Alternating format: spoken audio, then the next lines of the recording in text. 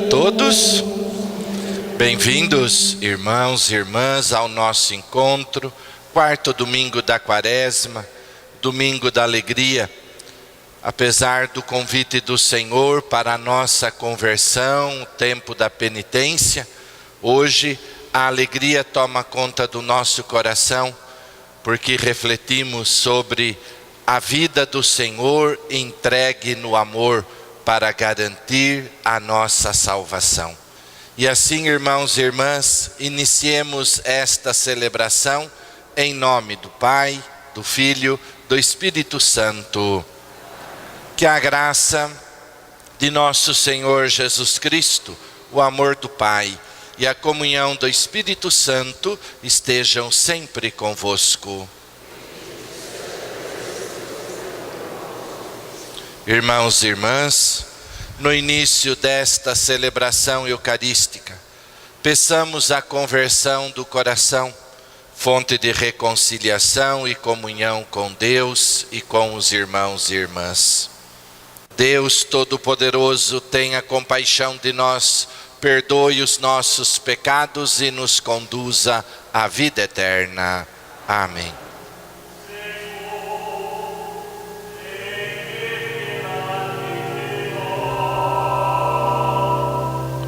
Senhor,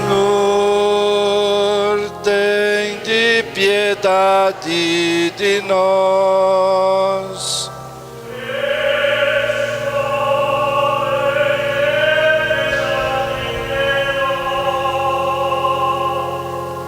Cristo, tem de piedade de nós.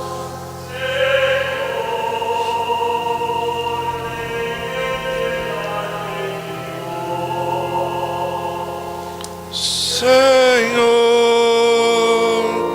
tem de piedade de nós. Oremos. Ó Deus, que por vosso Filho realizais de modo admirável a reconciliação do gênero humano, concedei ao povo cristão correr ao encontro das festas que se aproximam, cheio de fervor e exultando de fé. Por nosso Senhor Jesus Cristo, vosso Filho, na unidade do Espírito Santo. Amém. O Senhor esteja convosco. Proclamação do Evangelho de Jesus Cristo, segundo São João.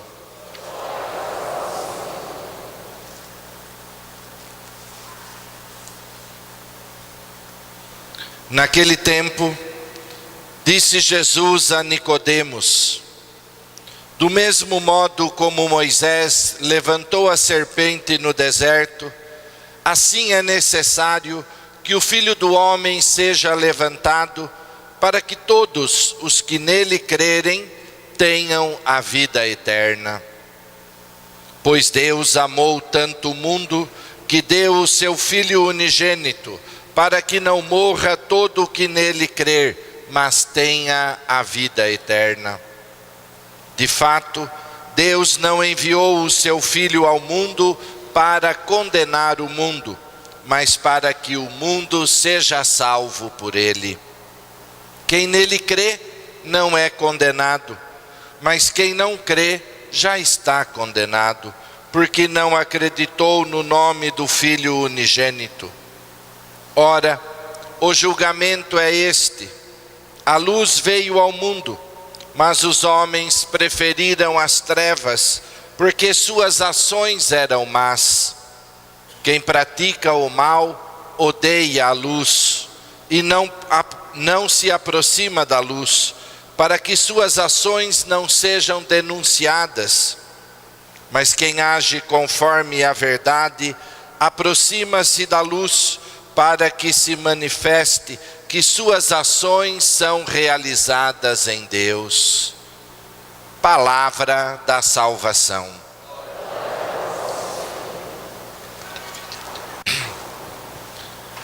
Meus irmãos e minhas irmãs, a igreja neste domingo domingo que nós chamamos da alegria.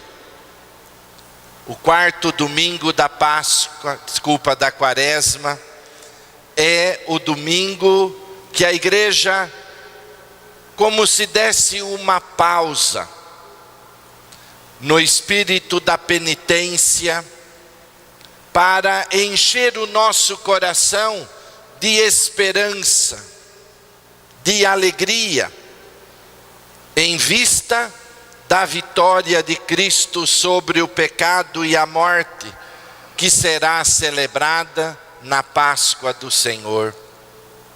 É como se nós no meio do caminho dessemos uma parada, encontrássemos uma sombra para o descanso, para irrigar a nossa vida com esta esperança.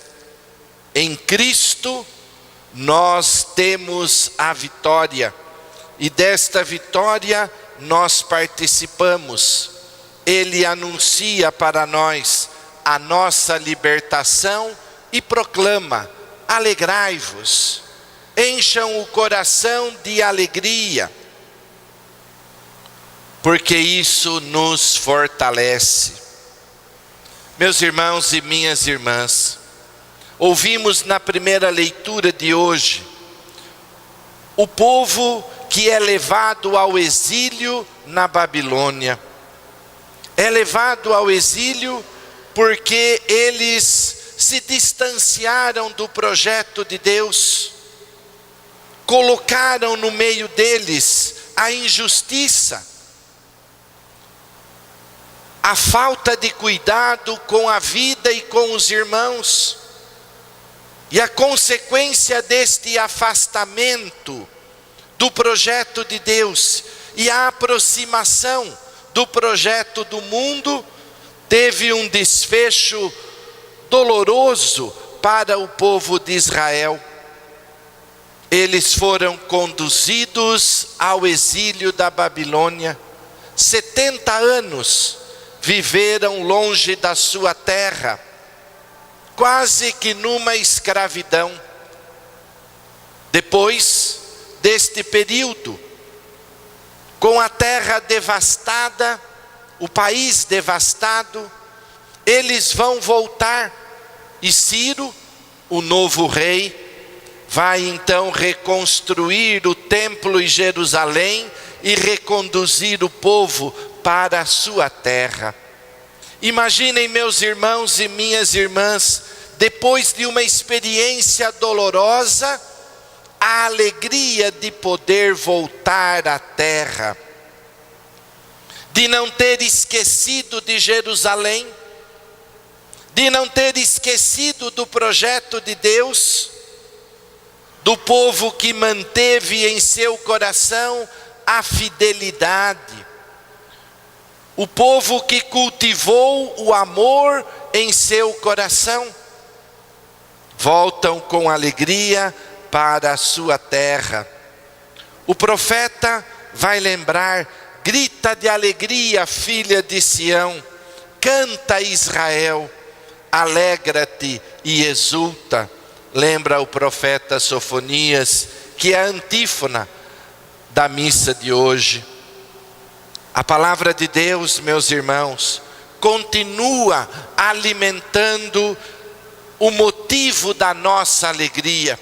E a segunda leitura lembra para nós: Deus é rico em misericórdia. Deus não se deixa vencer pela nossa teimosia, pelo nosso distanciamento, pelo nosso pecado.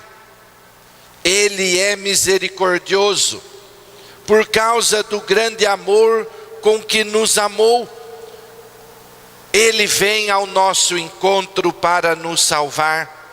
E lembrou a segunda leitura para nós: Deus é rico em misericórdia, por causa do grande amor com que nos amou, quando estávamos mortos por causa de nossas faltas. Ele nos deu a vida com Cristo. Quando estávamos no pecado, Ele veio ao nosso encontro e nos salvou. O Evangelho recorda para nós: Deus amou tanto o mundo que nos deu seu Filho unigênito, para que não morra todo o que nele crer, mas tenha a vida eterna. Deus não desiste de nós, continua nos amando. E nós, meus irmãos, somos convidados a entrar na dinâmica da libertação de Jesus, que nos liberta do pecado e da morte, a razão da nossa alegria, enche o nosso coração de esperança. Jesus, ele no Evangelho chama para si duas funções da lei de Moisés: ser fonte de vida e norma de conduta para as pessoas. Jesus é para nós esta fonte, é para nós a orientação da nossa vida. Se a lei de Moisés, representada na serpente de bronze, podia restituir a vida transitoriamente, Jesus proporciona para nós a vida de forma definitiva. O Evangelho lembrou: assim como Moisés levantou a serpente no deserto. Por que Moisés levanta a serpente no deserto? A serpente de bronze no deserto.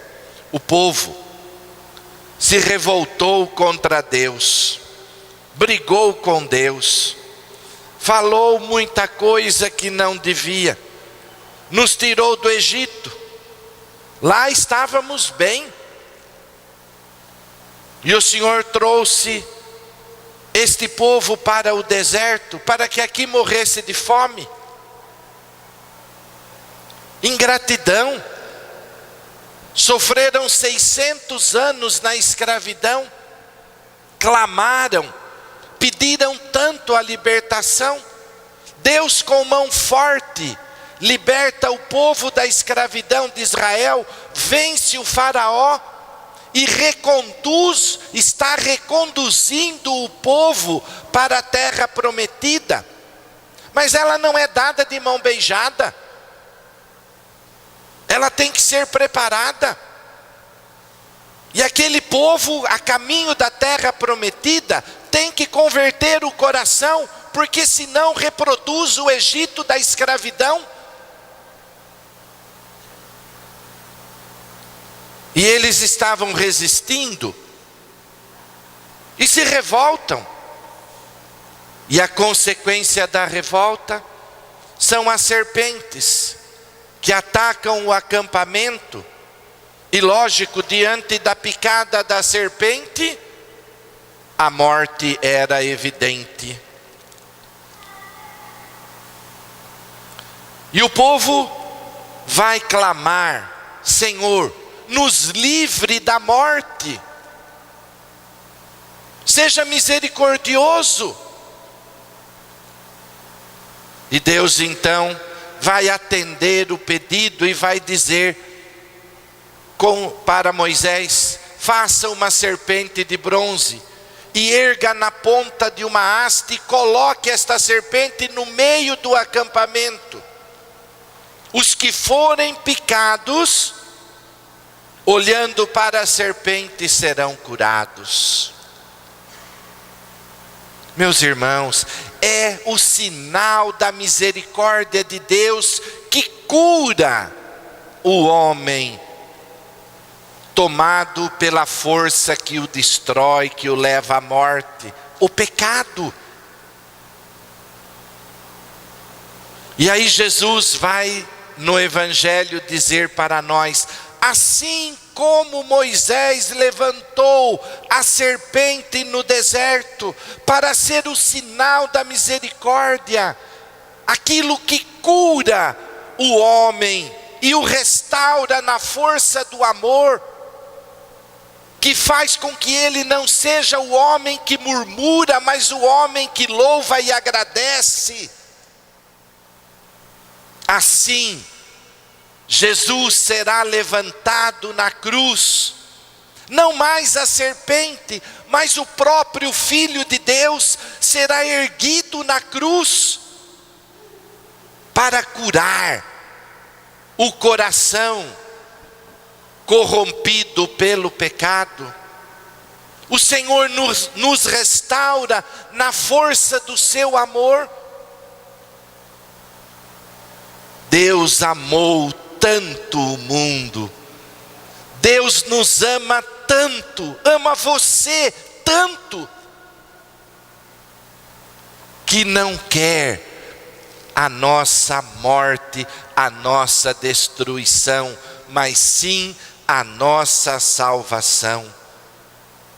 E o que Jesus, o Cristo, o Filho de Deus, nos dá, não é uma vida que passa, não é só uma cura transitória, mas